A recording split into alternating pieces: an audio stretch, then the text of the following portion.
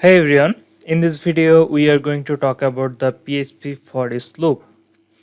So we have already talked about the PHP data types and you know the different data types of PHP. So the PHP Foreach loop only works on the array and object, and if we try to use this Foreach loop on different data types, then this is going to show us an error. So if we want to iterate through the elements of an array, the Foreach loop is the easiest way to do that. So let's see by an example. So I'm going to create an array. So let's create a variable, maybe season, and let's create an array, summer. Okay, I think I got this spelling right, although it doesn't matter. Winter, autumn, maybe rainy.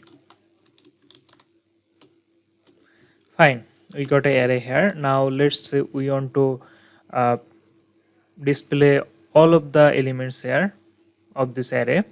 So how we can do that? We can use the for each method to do it. Okay, so for each, and here goes the bracket, then here goes the block of code. Now we are going to put an array which is this one and the value. So in here the array is this one, the season, as, and we can put whatever we want. We can even create a variable named x, and now this x will be each of these elements of this array. Okay, so if we echo this x here, this is going to return all of these elements of the array. You can see summer, winter, autumn, rainy. We can echo a bear tag here just to create some difference between the elements here. So put them in different lines. Okay, here we go. So this is going to return on value or on element from the array, then going to run this on, and then goes again back to this loop here and goes to the second element, echo this, then goes to the third element, echo this, and so on. So this is a simple array. Now let's use something more complicated than it. So we can use an associative array here. So let's create a variable, maybe let's name this variable employee, and let's say we want to store the name, email, age, gender of an employee. So in the case of associative array, it will be like this array, and for better organization we can put this to a different line. Let's say the name of the employee, we want to add the name of the employee, and maybe John. After that we can put different values. Let's just copy this and change it here.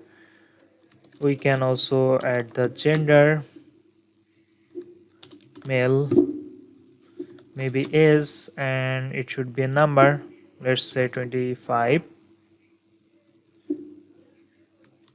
Maybe the email also, john@example.com. Fine, we got a associative array in here. So we are going to return all of this by using an for each loop. Now in the case of this associative array, this thing here is called the key, and this one here is called the element, and is a simple array. This is all of these values are the elements. There is no key here, but here we got the key. Now if you want to use an for each loop on that, it is going to something like that.